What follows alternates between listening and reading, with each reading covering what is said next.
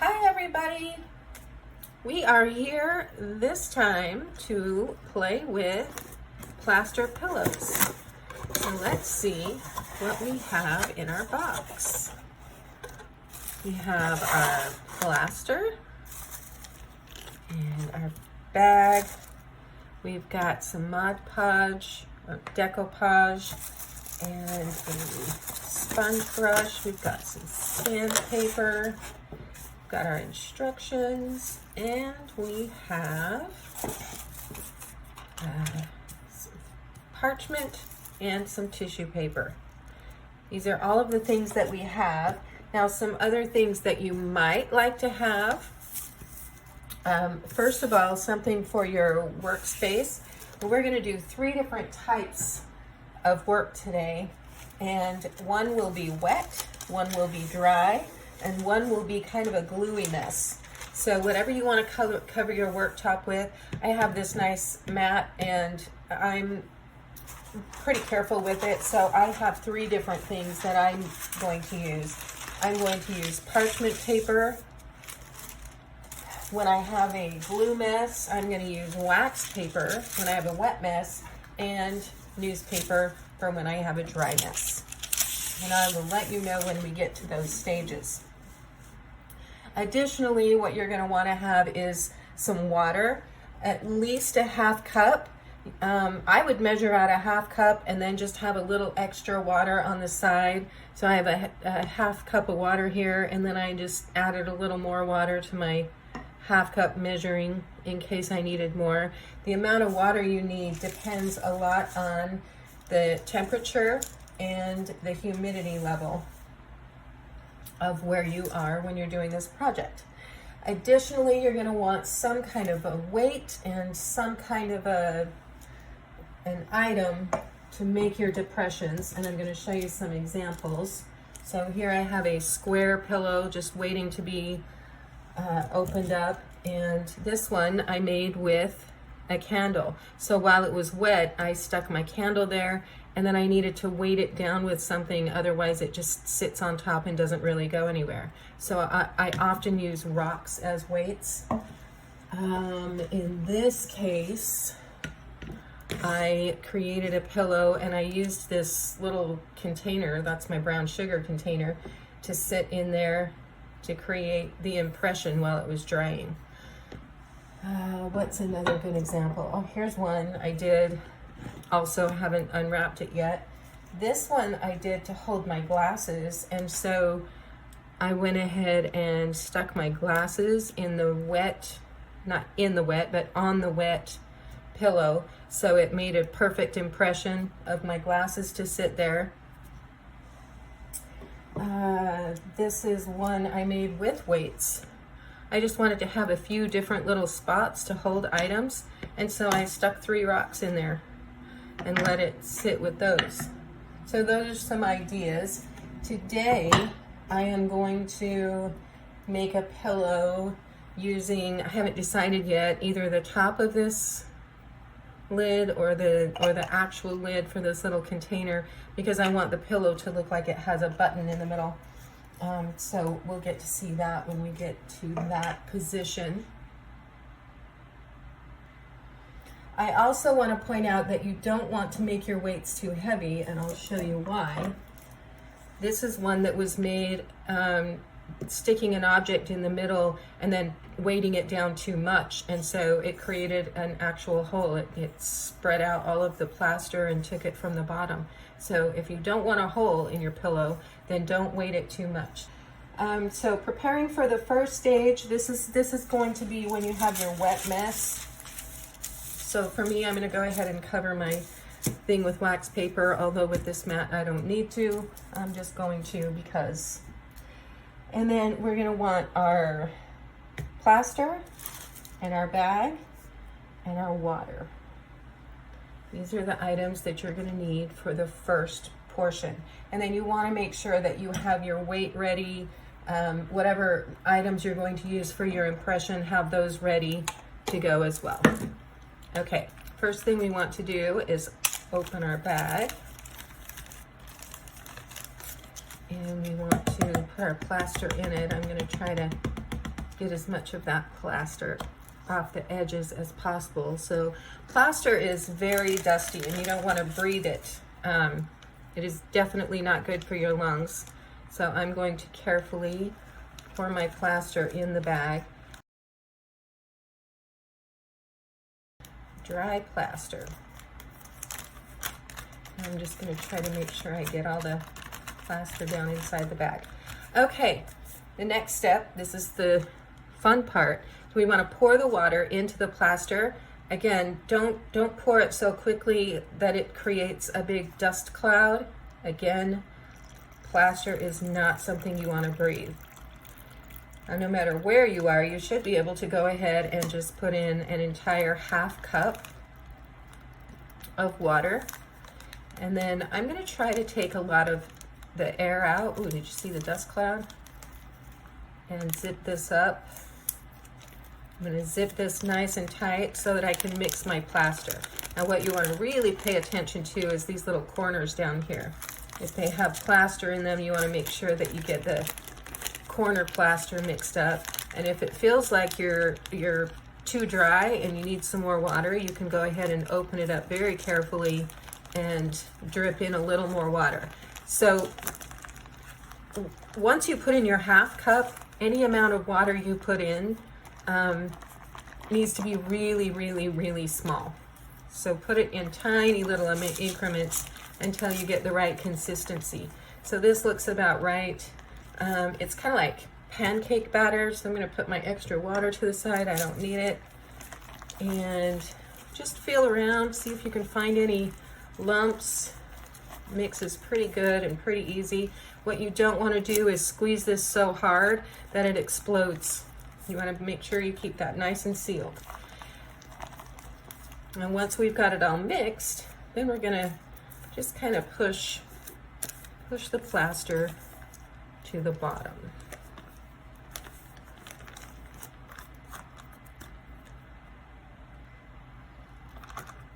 Okay, now you'll be able to tell there's still a little air in there.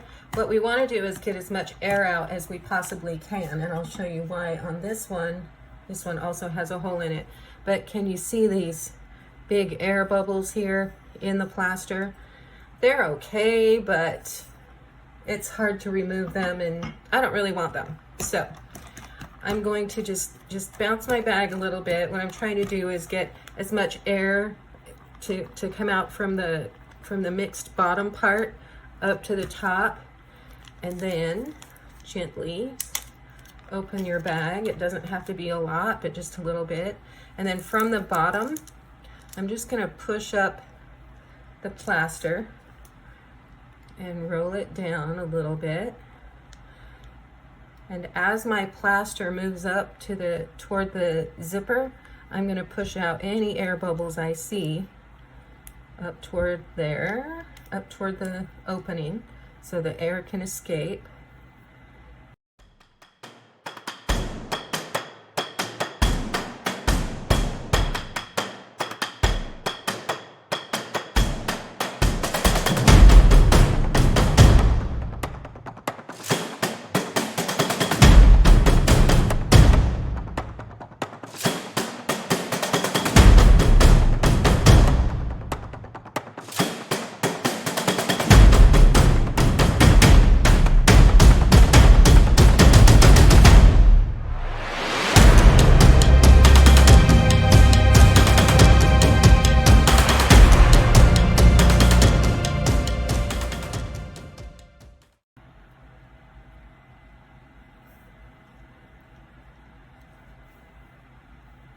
And then there may be a few little ones in there.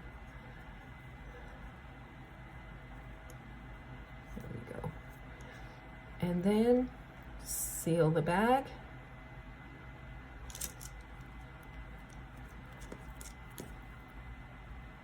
Oh, there's something I didn't tell you to have available. A paper towel. This keeps me from getting too much mess. And I'm just going to push the excess plaster away from the opening. Okay, so So now we have our bag of almost airless plaster. So now you decide how big you want your pillow. If you want this to be a full size, what are these? 4x7, I think, pillow. Then, no, it's 5x7. Okay, if you wanted a full size 5x7 pillow, then you leave it here and we'll go to weighting. If you want a smaller pillow, what you're going to do is push your plaster down, squeeze it down.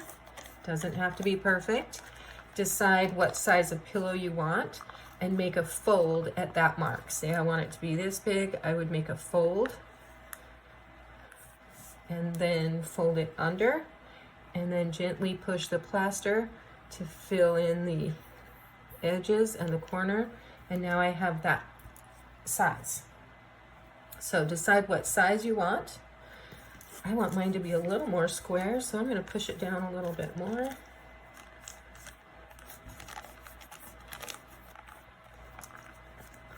And let's see. I think that's about where I want it to be. Okay, now I have a nice little pillow top there. And now I want to make it look as if there is a button in the center. Trying to decide, this opening is bigger obviously than this, so I'm trying to decide what size of button I want. I think I want that size. Now you may notice that if I just set this there, there's probably not going to be an impression when it dries, so it does have to be weighted. So I can try balancing a rock on it, which isn't going to work. So what I'm going to do is use a book. And I'm going to set a book over the top of that, looking down in the bottom to make sure that my item stays in the center, which it is not. And ensure that the book is not touching or infringing on my pillow. Now we're going to leave this here overnight. You're going to want at least 24 hours.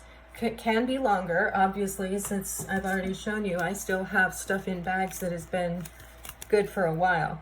And when we come back in 24 hours, we'll continue on. See you tomorrow.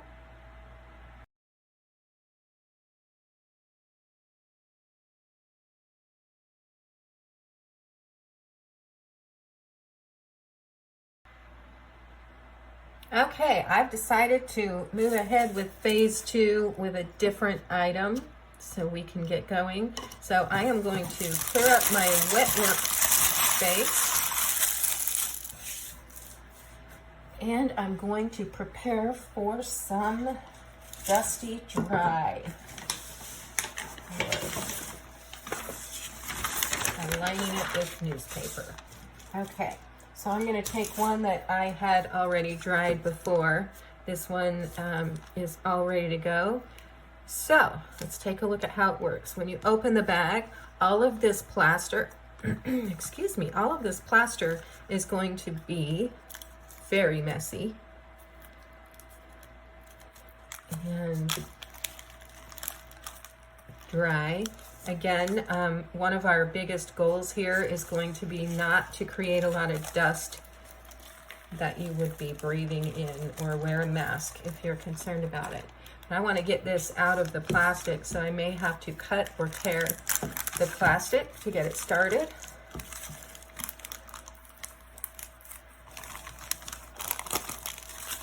And just peel it completely out of the plaster. Now, if you waited exactly 24 hours, you're going to feel kind of a cold sensation, and also it'll feel a little damp and wet, and that's okay. We do want to be careful. It's very easy to scratch and break at this point. It takes several days for plaster to fully cure, and so we want to be kind of gentle with it. Now, there's a couple of things that I noticed right off that I'll want to change about this. And one is my little corners are a little too sharp. I'm not sure if I like that sharp edge. You may or may not. We'll just look for little imperfections that we want to clean up and take care of. And this is how we will do it. So we'll take our sandpaper, and anywhere that's a little too sharp, we'll just sand it off. Now, I'm not putting a lot of pressure here. I'm just barely going over it, and you'll see that it takes a lot of plaster with it. This is very, very simple while it's still curing. Again, it takes it probably a full week. Could be up to 14 days before it's fully cured. So we'll gently take off any sharp corners or edges that we don't wish to keep.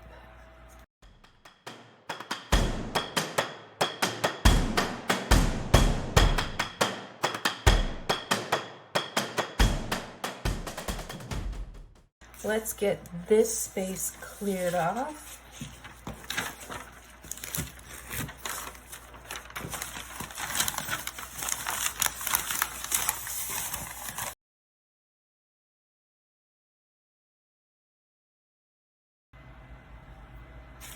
Okay, now I'm going to be using glue. I'm just going to put down some parchment here.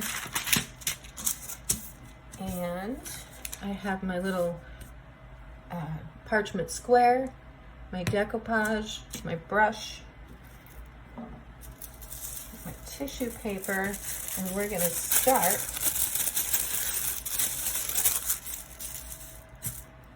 with that. And for this example, I'm going to use this pillow here. Plaster is very porous, and so it's going to soak up a lot of the decoupage. And I just wanted to point out a new freshly opened pillow is going to be a little darker in color and still have a wet feel to it.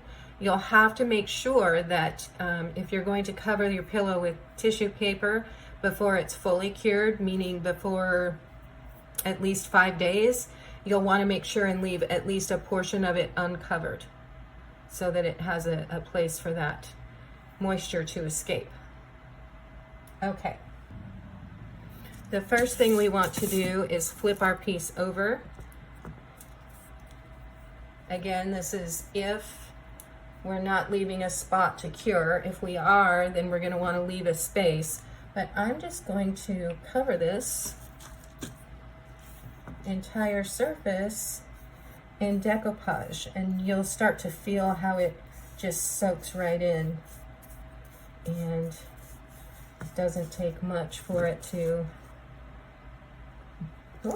be covered and be gone. I'm going to come around the edges a little bit too. Now the purpose of this is just to give it a nice seal so that as it sits on dressers and tables and different surfaces, it doesn't leave chalk marks. We're just giving it a nice good seal. Okay, if you needed to leave a space open for it to cure, you can always come back, flip it over, and add that decoupage to the bottom at any time. You can also, a lot of times, I will glue a piece of felt on the bottom so it's real soft on whatever surface it sits on. Okay, but right now I'm just going to flip it back over. I don't know if you can see that in the camera, but it's already dry enough to flip over onto parchment or wax paper. Okay, and then we'll go ahead and give the front one good seal, one nice coat of decoupage.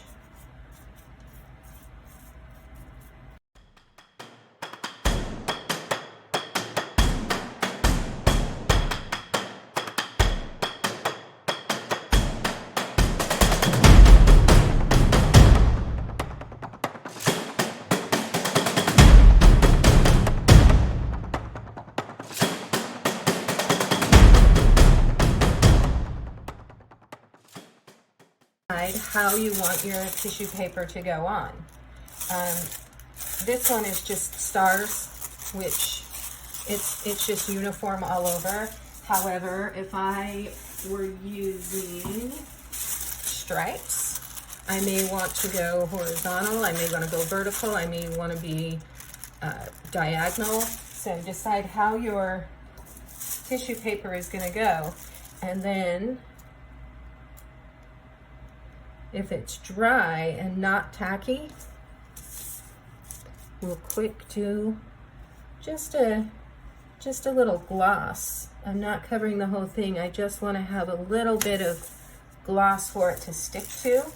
And then I am going to go right about in the center and push down in the center, and then just start gently pushing out from the center to fill crevices and fill the entire edge. Sometimes pushing will crinkle, so I'll get to pushing straight down instead, but we definitely want to go from the center out.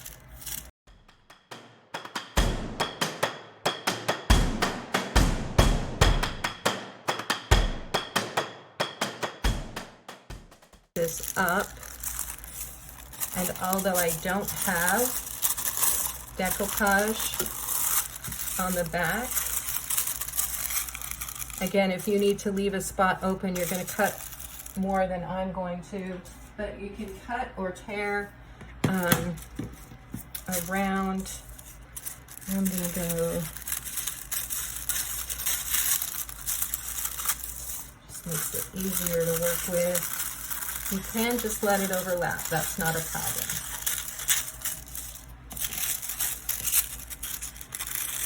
And you can, I suppose, make these cuts ahead of time before you even start.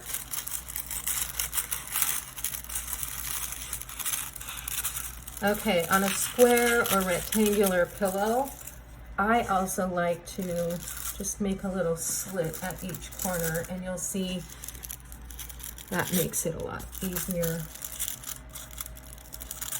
to fold up. Okay, now I'm just going to take my wet decoupage sponge. I'm not really going to put any extra on, so I'm just going to do a quick sweep around the sides so I can pull those sides up, and you'll see this allows me to fold the corners in.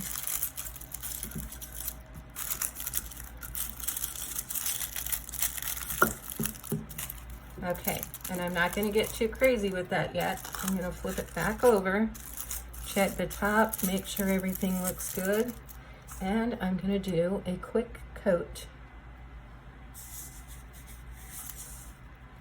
If I can get you in here. Not too thick, but a quick coat of decoupage over the top of this surface. You don't want to do too much rubbing at first, because what that's doing is it's soaking into the tissue paper, and it will make it very delicate, and it will start to tear if you go over it too much. So I'm basically just getting the tissue paper a little wet, and then we're gonna get messy. We are gonna use our fingers to tamp that down. Not quite wet enough right there.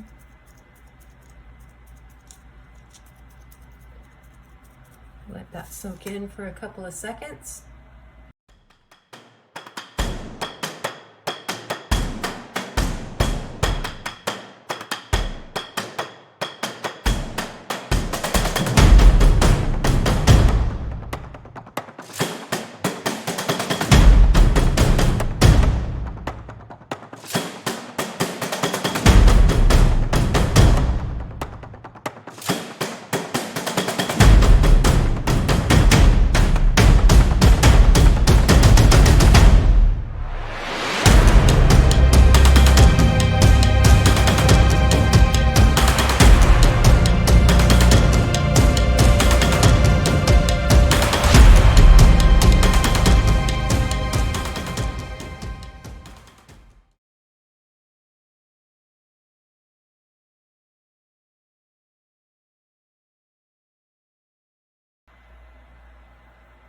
Okay, so I just went and cleaned my hands off a little bit and came back. It still looks pretty wet. I'm just going to touch it a little bit, and yeah, if it's still sticky, I'm going to wait. What we are eventually going to do is flip this back over to the back side, but I don't want it to get it won't stick to the wax paper. However, it will get marks on it. So I'm gonna have it wait a few more minutes until it's ready to turn.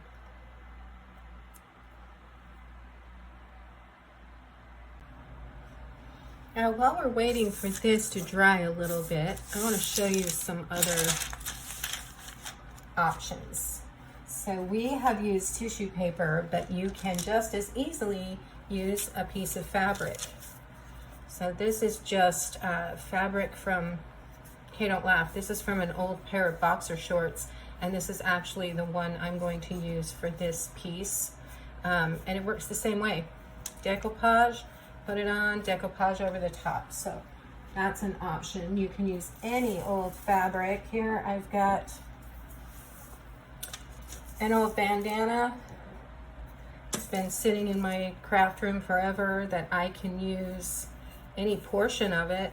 Oh, I kind of like that center on a pillow. I can cut that out and use that around my pillow. And then what else? Oh, fabric swatches. So sometimes I have little pieces of denim that can look like a little patch. And it can also go over a tissue paper, so you can put stuff on top of this as well. I've got little fabric threads all over the place now. What else? Oh, here. Sometimes when I'm bored, I cut images out of magazines, and don't ask me why I would ever need an image of a shrimp. Well, this came off of a comic strip in a newspaper. So these are also options, things that you can place and decoupage onto your pillows as well. Okay, so let's see how we're doing. Yep, that's pretty good. Okay, now you might feel there's still a few pieces that are a little loose, not quite stuck down all the way, but this is dry to the touch. So we're gonna flip it over and we're gonna finish up. Now, I don't want those corners to wrap around to the front, so I'm gonna snip or tear. I'm just gonna tear those off.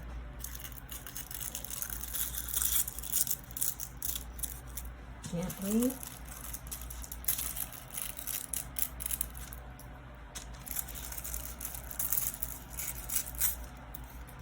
Okay, and then we're gonna go ahead and stick this down. So again, I left this open to make sure it finishes curing. And I want to get this good and wet so it will suck down.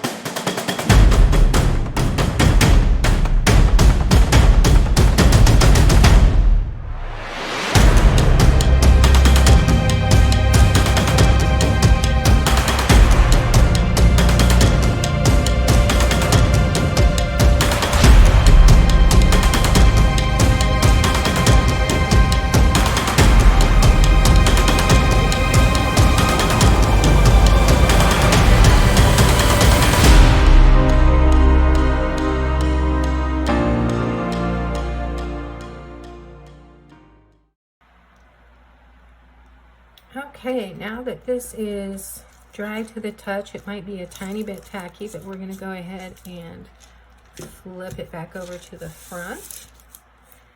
And I'm just going to very gently touch and see if there are any spots that aren't completely attached.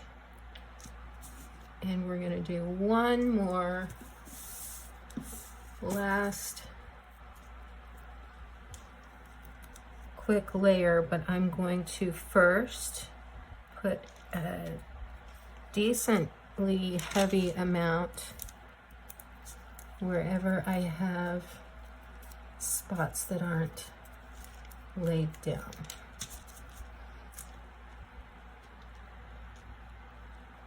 And what this will do is soak through the paper, and again, it will eventually suck the paper down to the pillow. Okay, once I've gotten pretty heavy-handed with the decoupage on the spots that aren't quite laying down, let that sit for a few seconds. I give it about 30 seconds.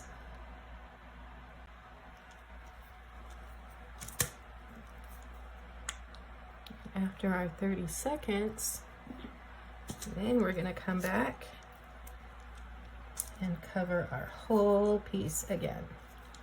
And wherever we just put in the extras, it's already soaking in, but you can still see it. Oh, there's a piece of fabric.